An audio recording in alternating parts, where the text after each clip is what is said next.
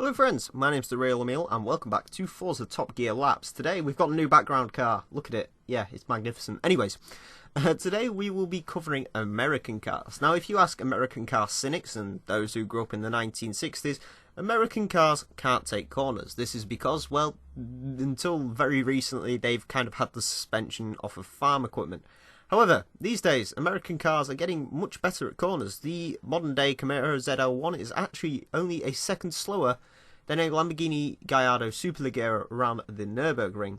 So, to find out if American cars have truly improved, I took them around our test track, and the first of these cars was the Chevrolet Corvette C7 Stingray. This car has 454 horsepower and weighs 3,444 pounds. Now, the C7 Stingray is one of the only Corvettes in history that can really hold a candle to its European equivalents. Many people are asking the questions these days, why would you buy a base model 911 when you could get this car for almost $30,000 cheaper? In-game, this costs 61,000 credits, which is actually about 209,000 less than a Ferrari 458 Italia. And in my opinion, this drives better than a Ferrari 458 Italia. Now, the Corvette C7, at least this model, does have some issues. For one, the suspension can be a little bit floaty at times. It doesn't always feel like there's grip there. Personally, I preferred driving the ZR1. However, the biggest issue with this Corvette, honestly, it didn't have that much in the way of straight line speed. It only has 454 horsepower, which, you know, that's a fairly decent amount when you compare it to everyday cars, but compared to most of the other cars that have been around this track, that's about average. Yeah, the Corvette, you know, obviously not having the best amount of grip and also not being particularly the fastest in a straight line, it did hurt the Corvette, but it was still fairly decent to drive. Next up we have a Chevrolet Camaro ZL1. This has 579 horsepower and weighs 4,052 pounds of weight. Now, this car handles absolutely sublimely. This thing is beautiful to drive. Honestly, you can barely get the rear end out on this thing. It's got virtually no understeer. It feels tight as a drum. The only big complaint I had about the Camaro ZL1 is it does feel heavy. It weighs 4,000 pounds. If this car was 1,000 pounds lighter, this could be like probably up there with the Dodge Viper ACR and the 360 Challenge Stradale. As it stands though, it's still one of the best to drive cars in this game. It's just, oh, I can't sum this thing up. As far as modern muscle cars go, this is probably the best handling of all of them. And yeah, this car is pretty much perfect. This thing is a couple of thousand credits cheaper than the C7 Stingray, so this is still excellent value for money. Seriously, go try this car out. It doesn't cost that much money, and if you are one of these people who think, oh, American cars can't turn corners, seriously, drive this thing and it will surprise you. Also, the brakes on this were a little bit spongy, but again, that's mainly down to the weight. But yeah, the Camaro ZL1, try that car out. Next up, we have a slight bit of a disappointment, really. This is the Lexus LFA. It weighs 550... it weighs? What? It has 552 horsepower and weighs 3,263 pounds. Now, the LFA in real life is very much a hardcore racy vehicle. Designed to sort of take on your Ferraris and your Lamborghinis and stuff. In-game, this car's pretty good. However, it feels a lot like a GT car. It feels like the sort of car you can compare to, say, the SLR McLaren. It does make an absolutely superb engine noise. The engine in this is fantastic. The colour range is diverse, as you can see, with this fantastic yellow. And it does drive better than the SLR McLaren, but it still is quite slidey. It does feel a bit heavy. The back end on this, as I said, is quite active. If you pile in the power at the wrong time, this really will bite you. It's not as bad as the 458 Italia or even some of the cars we've got coming later on. But yeah, the LFA just wasn't quite as good as you'd expect it to be. Straight line speed, pretty good in this car. It's not very heavy and it has a lot of power, so what do you expect? And yeah, so the LFA, bit of a disappointment, but altogether not that bad a car. Next up, we have the biggest surprise of the day. This is a Viper GTS, 639 horsepower, weighs 3,296 pounds.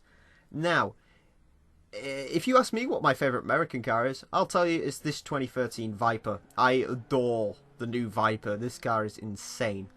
And I've never actually driven this car stock. I've usually had sort of race prepared ones. I've driven race prepared ones an awful lot. However, I've never really drove one of these cars from stock. And it's lovely. Okay, right. The ZR1 Corvette, I usually say on this show, is one of my favourite American cars to drive. But this probably takes that on now. This car is superb. Through the corners, you barely get any sliding from this. You can get it sliding.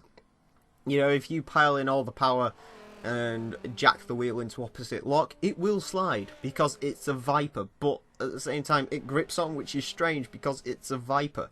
It's not quite as good as the ACR Viper.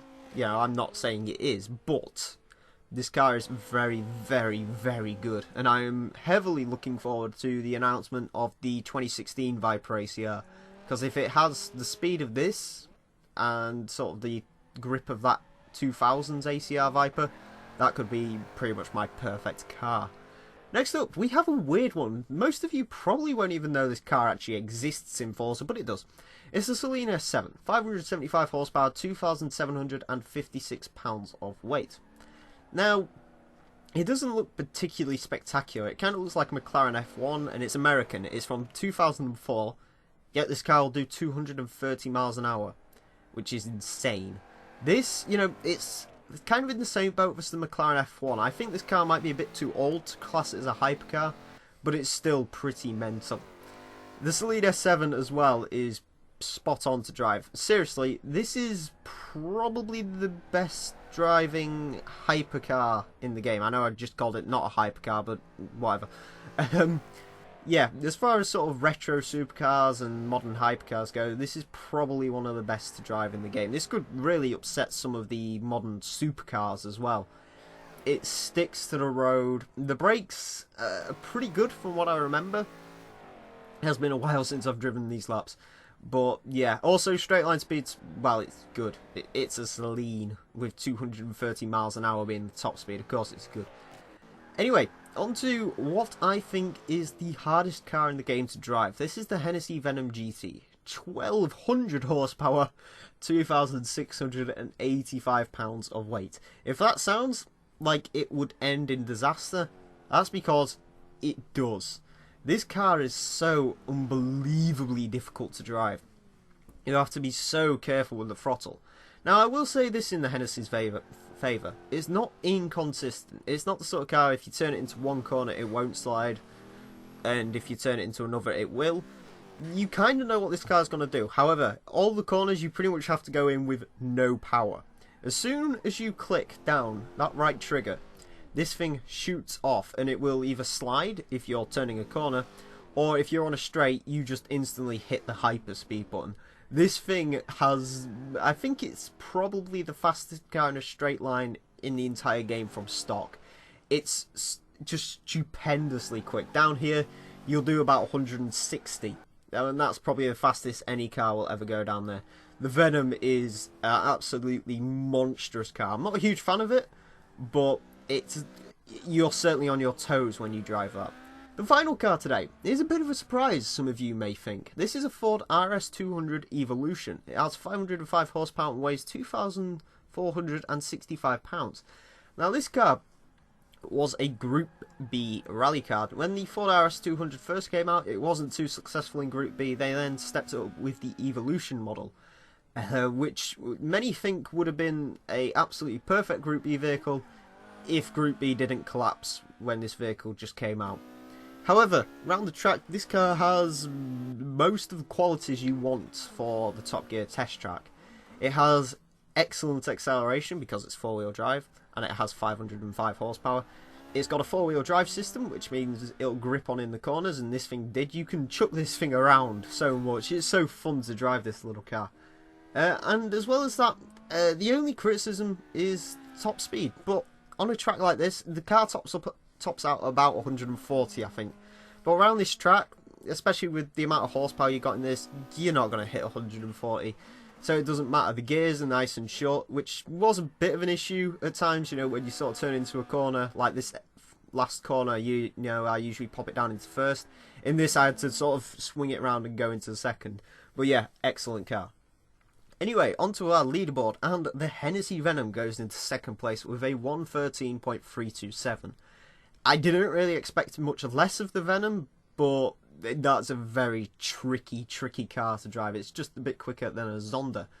The Saleen S7 goes into ninth with a 115.978. That's insane. That car's faster than a McLaren MP412C, one of the most high-tech modern supercars on the market. Going down the board, we see the Viper GTS in 14th with a 117.920, which is just slower than a 458 Italia, but it's faster than an F12 Berlinetta. That, wow. Like, really wow. And speaking of wow, Ford RS200 Evolution 118.550, quicker than a Ferrari 430 Scuderia. And that's an 1986 car. Yeah. Those cars, like, top, they were absolutely superb. I did not expect them to do that. Going down the board, we find the Lexus LFA with a 118.930, narrowly beating a Caterham, and it's a bit faster than a Corvette C6. Not quite the fastest car ever. And I was a bit disappointed with that car. And finally, we have the C7 Stingray with a 121.178, and the Camaro ZL1 with a 121.911. Quicker than a Lotus Exige S, which is pretty good for those cars. Yeah, that's about where those cars should be. But for a B-class car, that Camaro is pretty quick. In case you're wondering, the C7 is an A-class. I believe it's very, very low A-class, which is pretty good. It's almost as fast as the Ford GT, which is pretty good. Anyway, on to the real life times. And the C7, well, it did a 119.8 in real life, and it did a 122.2 around our track. Yeah, that C7 doesn't feel like it could do that time. I have no idea how it did that time in real life, but that's a pretty insane time. And the Lexus LFA did a 122.8 in real life, and in game we did a 118.9. That was in the wet with that car, so yeah, bit disappointing the LFA.